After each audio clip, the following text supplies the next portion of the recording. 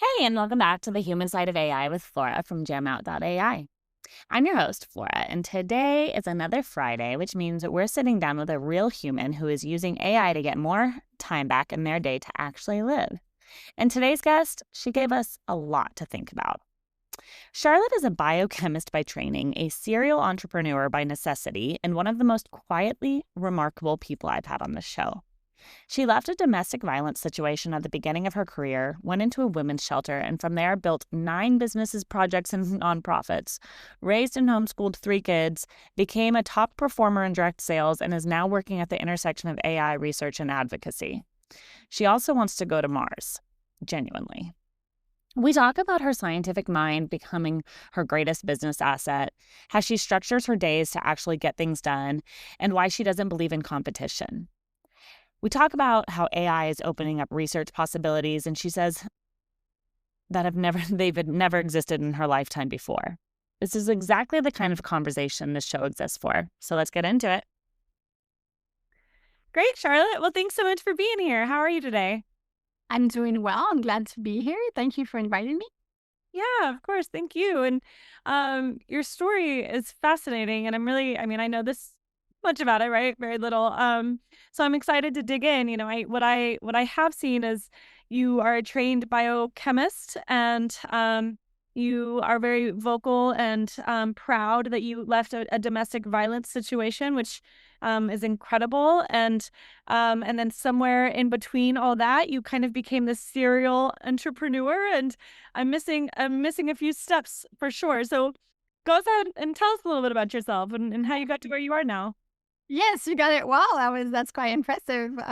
Great summary. Actually, I like the word serial and entrepreneur.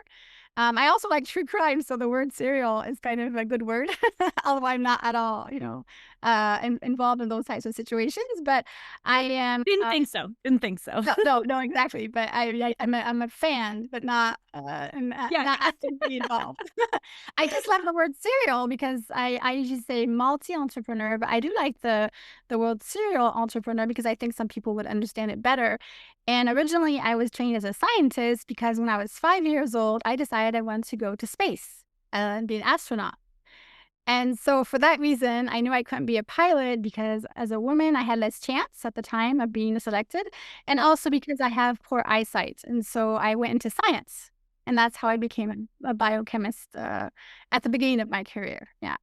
So, and I want to get to where you are now in your career, but I love these conversations because I really get, the full map on how you got to where you are, right? So I feel like biochemist, and maybe it's just me and pardon my ignorance if so, I feel like biochemist is like a word that you hear, but like nobody really knows what it is. So can you tell I us like agree. what that actually looked like for you? I agree. So biochemist is that I was working at the beginning of my career, and that's where I was interrupted as well. So I only had a beginning of a career in research, but that means I went to up into a PhD because you have to have a graduate experience in science. So you could pick, for example, I could have picked physics or biology, but I picked biochemistry, which is studying. Specifically, I studied the interaction between RNA and protein, and honestly, Wow. that speaks to people more now than it did at the time. But we study how the molecules interact, which is what causes a lot of the diseases, and also it's what explains, for example, how protein, how we have energy in our cells, and all of that. So that is what a biochemist does. Technically, honestly, we're just a lot of us are nerds. We just want to find out things, and Cool. Well, thanks. yeah. So I'm like, for example, I'm fascinated by the origin of life. I have multiple different, personal beliefs. I also have scientific theories, and what we study in the lab is mostly around that. Um, One of the reasons I'm super interested in science, other than I want to be an astronaut, and this might be outside the scope of the call, but I lost my twin sister at birth, right before birth, actually. And from what I found out is that we were one cell, well, because we were, uh, what is it called? Two of this from the same egg, from the same first cell. But now on top of that, we had a specific condition that means that we divided after 13 days. Can you imagine you were what for those first 13 days?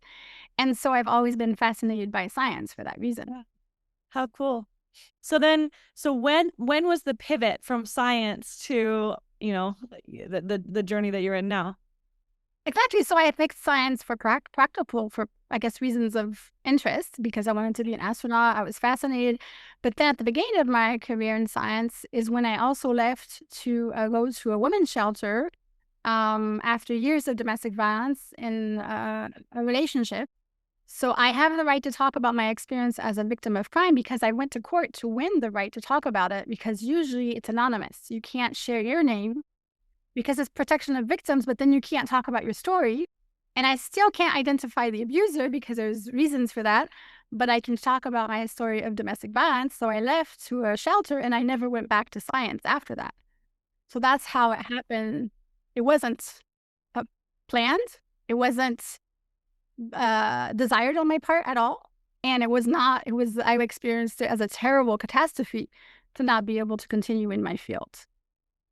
Wow. So thank you for being so vulnerable and sharing that. So when you left that situation and it sounds like you kind of started all over, what was the first thing you built, and what did building that teach you? Well, originally I thought it would be for a short amount of time. So I was looking for a quick income, but also I also want to be of service. I've always been someone who believes in social change. So I did start. I was with a direct selling company, which I actually was one of the top in Canada with that direct selling company that closed a year ago.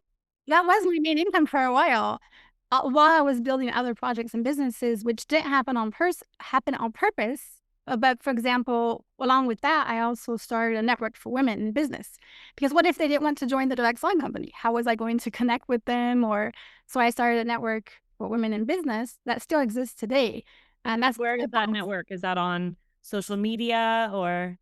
it was in person for until the right before COVID period happened, and we do have virtual events as well. But it's in Quebec, where I live in Quebec, Canada, and we've had them in other locations around Canada and even in the U.S. And though there are virtual events as well. Super cool. Okay.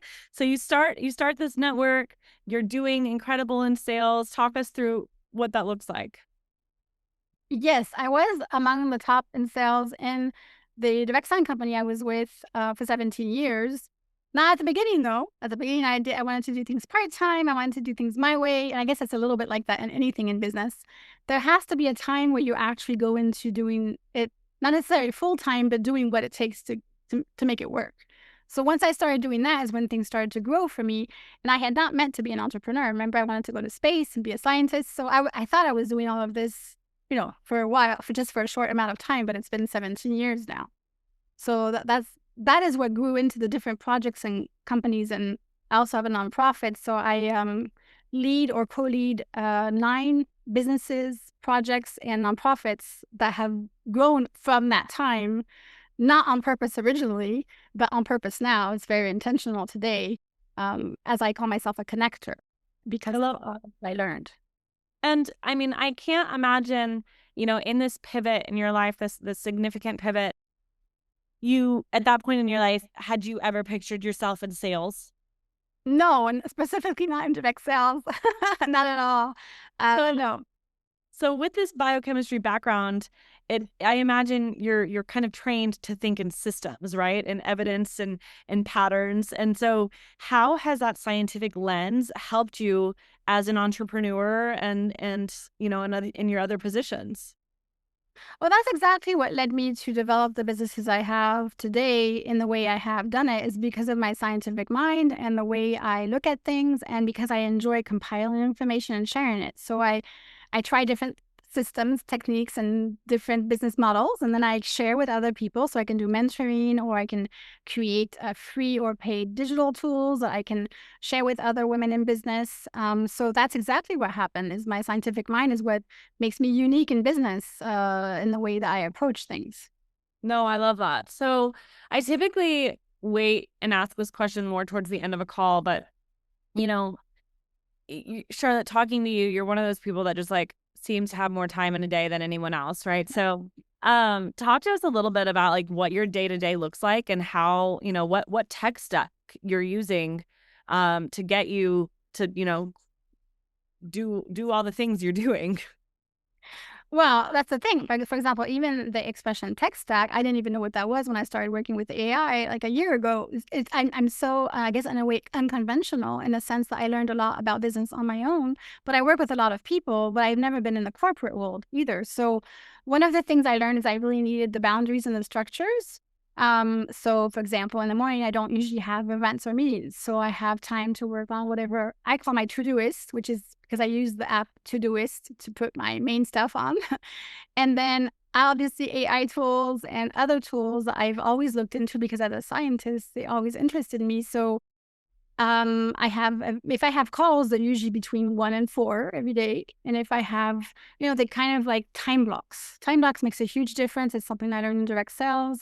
What can I do in 5 minutes? What can I do in a 3-hour focus time, power hours? All those things are things that I use. Also, I did raise my children through all of that, 3 children. So it taught me how to become effective. And yeah, one of my favorite quotes is, if you want something done, give it to a busy person. Exactly. And I know it's myself, but I know most of the people that I work with who become collaborators or take on a new business or project with me, they have crazy amounts of things going on. I think a lot of people are multi-entrepreneurs. Mostly women are multi-passionate. So I think what makes it more difficult is the structures in place right now to deposit a business or you kind of have to follow the structures in place, and they're quite rigid. They're not made for people who are multi-passionate. So that's what makes it complicated and take a lot of time. Yeah, no. So you've mentioned this, that you kind of went into this in an unconventional pathway. So talk to us a little bit about your journey to using AI and like where you are with it now. Yes, well, unconventional because I started my first business when I was 16. I also opened my own translation agency when I was 20, and this was way before everything I shared about earlier. And I never saw myself as an entrepreneur. It never was something I wanted to do. It was just projects. So when I started hearing about AI, and of course, I'm actually a science fiction fan. So, I mean, I've read everything, heard about everything, all the fiction. Yeah. So I was either, I guess, excited or worried about it showing up someday. I don't know. Nothing enough of us knew how it was going to show up. So I think, to me, AI has been around for a very long time because I feel like most of the tools we use online use a form of AI. But I understand there's a difference with what we're using now. So about 3 years ago, I think is when I started using it. But I was thinking, like a lot of people, I'll do it later. I'll use it later. I'll learn later. I don't have time. This will be another thing to learn. I was completely mistaken. I was completely like left field or whatever it's called in English, like not at the right spot in my mind about it originally. But I quickly learned about it. And you know how I learned about it? Because I'm going to be 50 this year. So wow, I'm a dinosaur in business. And I feel like a lot of the things I learned on my own. So I'm kind of not up to date on what people talk about. So I went on Upwork to get some freelancing contracts. And what is on Upwork? 99% of people all around the world learning way more about AI than I am and getting all these contracts. And there's so much to do in AI. So I was thinking, do I want to contribute? Do I want to participate? Well, I want to learn about it. So I took a lot of contracts about a year and a half ago. And that is how I learned about AI more. By just doing it. And I've been building and then I discovered the group, like the Women in AI. And then, of course, I love that. It's like it was for me 20 years ago when I first had a networking group for women. It's like so fun and exciting, and we're chatting and we're doing these things. However, most of the business owners I know around me are not excited or into it or even looking at the risks that are real. It's just they're not wanting to know about it at all.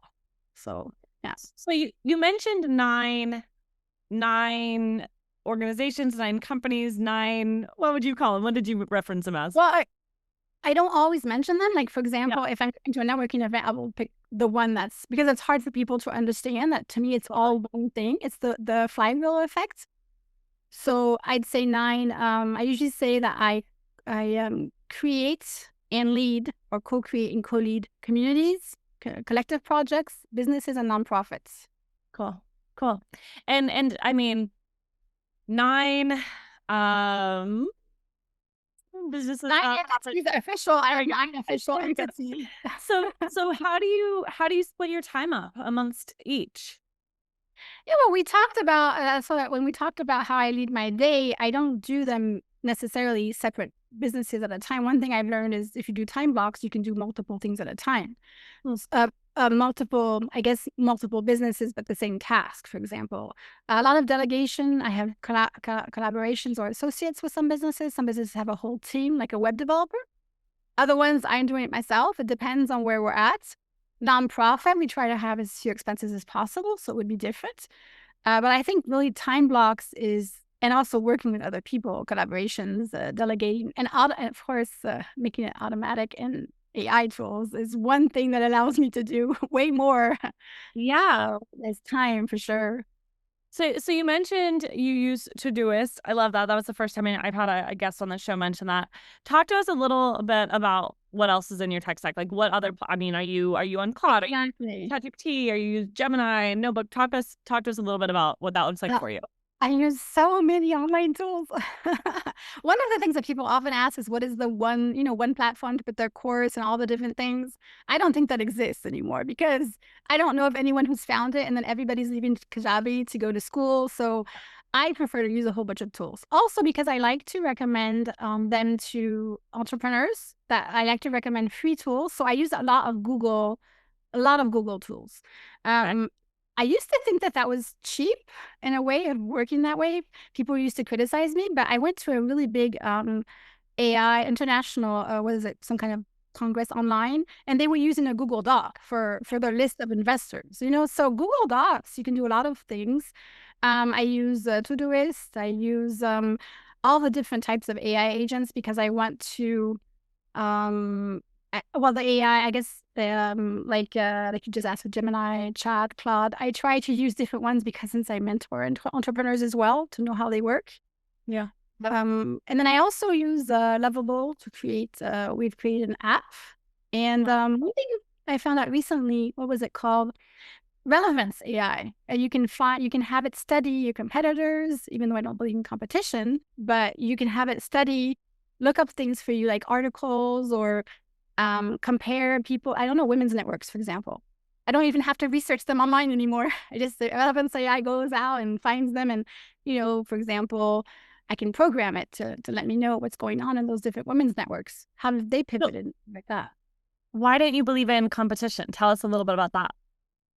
That's one thing that's been a little bit weird for me since I was a child. I still haven't solved that. Is I guess it's why I think I'm a connector. Is I have trouble seeing that views are really different. So, for example, I'll listen to two people that seem to think two different things, and to me, it just makes sense that it could be, I don't know, different views on the same. Yeah, I see it could be the same thing. So it can be frustrating sometimes because some people really don't believe the same thing amongst them. Like right now, there's a lot of division going on. And I've obviously, of course, again, I'm in both groups. Like, not that I believe necessarily, but I have people who welcome me and tolerate me in any group. It can be social groups. It can be, all kinds. So I've always been blended into different groups. So that's one reason that's the way I see things in a different way, I guess. And that helps me connect people too. Yeah, I love that. So at Jam AI, we know that using AI allows you to, gives you more time in your life to be more human, right? So I want to touch a little bit. You mentioned 3 kids. You have 3 kids throughout the midst of this, and I believe I read that your kids are homeschooled, correct? Well, they are now adults, young adults, and they were homeschooled for 10 years. Yes, I homeschooled for 10 years. So my daughters did not go to school at all, and my son went to first grade. Wow. Yes, my daughters went to school after they did their last years of high school. So for 10 years, we homeschooled. They're now 19. Yeah, they're older than 18, all 3 of them now. Yeah. Yeah. So you did that. You got that part out of the way. In the best way. And how, you did all of that without AI, and you did it while juggling everything else you have. Talk to us a little bit about that, and talk to the person that says, man, I don't have enough time in my day, right? Like, really talk with that person right now. Yes, and I sometimes worry that people will think you have to do a lot of stuff, but if you had seen me when I was 5 years old, I was doing a ton of stuff too. So it depends on what you want to do in life. If you want more time off to do whatever sport you enjoy, that's good. I love creating concepts. I've been doing that since I was little. My room was full of drawings, and I wanted to make a machine to stop time when I was little. So one of the things is to know what you want. If you don't know what you want, then you won't be able to use your time. And then you also have to be disciplined. There's things you can't do if you want to have time to do the things you want to do. So there's commitment. commitment and knowing what you want, but also I think having a mentor, having coaches, asking other people. I talked to single moms because I was a single mom during all that time. So I talked to other single moms. How did you make it in direct sales? How am I going to go to the event to be able to meet people? So I think checking with people who do what you're wanting to do. And that's awesome right now that you can be in the group Women in AI and you can talk to Sabrina Ramanov, who you would never meet in real life, and you can just talk to her and she'll just get back to you. And she's like one of the top women in AI, I think, anyway, to me. So talk to someone and ask them how they did it, and they'll probably let you know. For me, it actually was easier, and I also don't want people to think you have to homeschool. I was never against school. It was for other reasons that I homeschooled, the needs of my children and all of that. Anyway, I won't go into that, but it was actually easier because if you homeschool, you can pick everything. You pick the schedule that works for your children, for yourself. It's hard because I never had time off, but at the same time, I mean, it really worked well for us because I could set everything around what my children needed. So that was why it was actually easier that way. No, I love that. So obviously anyone who has a phone or a TV knows there's a lot going on in the space world right now. And one of the first things I noticed was your email address, right? First Woman to Mars. And I understand that you also run a blog called First Woman to Mars. Will you tell us a little bit about that? Yes, well, I still want to go to space. So the way I've changed, yes, I'm going to space. I'm going to space. And I know it's a waste of money. It's a waste on the environment. I mean, it doesn't work with my life because I actually am very minimalistic. Like I have hardly any technical items at home except my computers. So First Woman to Mars is still a goal. I'll probably just pay for a ticket though, because that's what I was thinking. I can earn money to pay for a ticket someday when I'm 80 or whatever. Hopefully before I die, we'll have tickets to go to space. So I decided I used that email long ago because I believe in, manifesting and visualizing and all the things they teach you in direct sales. So First Woman to Mars. Ironically, I wanted to do First Woman on Mars because who wants to be going to somewhere and not make it there? But it was already taken. I don't know who that person is, and I can never find that person. So you had to email them. I try, but I don't think it exists anymore. So First Woman to Mars has been my email for, I don't know, 30 years, maybe. And then my blog, it's the first time I ever actually, other than my businesses, which are separate, they each have a brand. It's the first time I have my own brand of me, who I am and all that I do. And that's First Woman to Mars at substack.com. So that's where it came from. It's recent. I started this blog. I've had a blog for a long, long time, but the Substack blog is from December. And it's been long. Yeah. Very cool. So you talked a little bit about, you talk to the person who says, hey, I don't have enough time in my day. And you say, well, these are some things I recommend. If someone in this audience is sitting on an idea of a community or a network or a collaborative project, but they haven't started yet, what is something you would tell that person? I really believe that that's the solution for today for any kind of challenge in life is to have a network. So I think that, and I've said this since 2020, is that what we need is intimate meetings between mostly women. I mean, there could be other types of events as well. But if women got together, 12 to 25 people, and they shared about their challenges, hopefully in business, it gets more structured that way. There's nothing you can't make through in your life, personally or professionally, if you have a network. So what I would say is you probably have to try different things. I mean, we do have a model that we have is duplicatable in the network that we have. You can actually become a host anywhere in the world. But I mean, I really do think people can do it without it too. So it's really, you have to do a lot of personal invitation. That's one thing I have a free starter guide about how to do that. It's connection marketing. Actually, what's best is to do all the invitations personally. People think that's crazy, but before the event even happens, everything is already settled. You have them in your CRM. It's transparent. You can be in theirs. You can be selling and having contracts. So to make the event not the thing, it's part of a continuous conversation is what matters. Yeah. So Charlotte, if someone's listening to this and they feel like they really want to reach out to you and connect with you, what are some of the what are some of the reasons people would reach out to you, and what are some of the things that people could collaborate with you on? There's quite a few things. So one of the best ways is to do a connection call. It's a 15-minute call that's free. I really don't have anything to sell during those calls. And the person leaves with an action plan of how to find key resources and people for their project. So it can be on any of the topics we talked about. I have a Calendly link to plan that call. So if they want to, they can reach out to me through Messenger, or like we said, my email address, first one to Mars@gmail.com, though most likely through a social media or my Substack as well. You can message people. So I'm sure you can find me with my name. There's only one other woman on the planet, I think, that it's called that way. Wow. Okay. And yes, and so you can find me on social media and we can plan a call together. Because it could be a couple different things. It could be to become a collaborator. It could be to be a host for our networking. It could be to participate. It could be to invite me to an event. So there's multiple different ways. We also have a nonprofit for women who are homeless to find menstrual products. That's the app that we created, is an app to help them find free menstrual products. And I also have a social enterprise for victims of post-separation violence, which is the first in the world to offer that. Resources for victims of post-separation violence. So when you've left domestic violence, but it continues, that is I guess, a new field in the world. So not a new problem, but a new field. So we also have a social enterprise. And people who have a business can come and present their resource, which could be paid or free or professional, to our virtual summit for the victims. So that's what we can also have people as speakers for that summit. That's incredible. So I don't know how you can add any more to your plate. So I'm even skeptical to ask. What's next for you in your AI journey? Where AI is in the world today.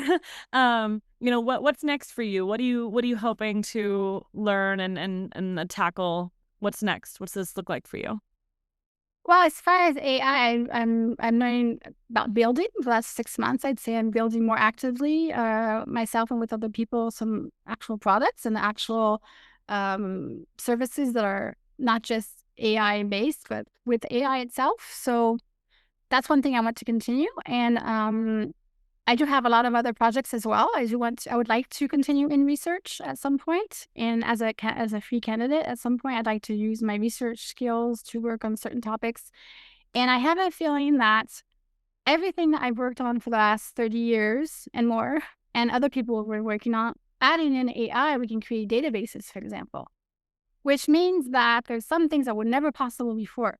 You could never do that kind of research, or of course, databases existed, but with AI, even respecting confidentiality, there's research and things that can be done that have never been done before in my lifetime. And that's what I would like to contribute to or work with. I'd really like to be in the ethics or research frontier of AI, and you don't have to be in an institution anymore to do that, like a research institution. So that I would love that. I love that goal. It's so full circle. Exactly. It's full circle. My goal will be maybe at some point I'd like to live in a house near an ocean and not have anything or anybody around me for a while, but maybe I can still do AI during that time. So I bet you're going to make it happen. And keep us posted on your trip to Mars too. Exactly. Well, maybe you'll be on Mars, so right. The ocean. An ocean on Mars, huh? Yeah, maybe not the ocean, but they might. They've talked about water in some ways or another, because that's what's missing there. So yeah, why not? Well, Charlotte, thank you so much for your time today, and I look forward to following your journey and sharing your resources with our audience. And I just really appreciate you connecting with me today. Thank you. I really enjoyed the invitation, the discussion, and I hope to connect with others as well, and with you. I really appreciate it. Thank you so much. Talk soon. Have a good one. Thank you. Bye.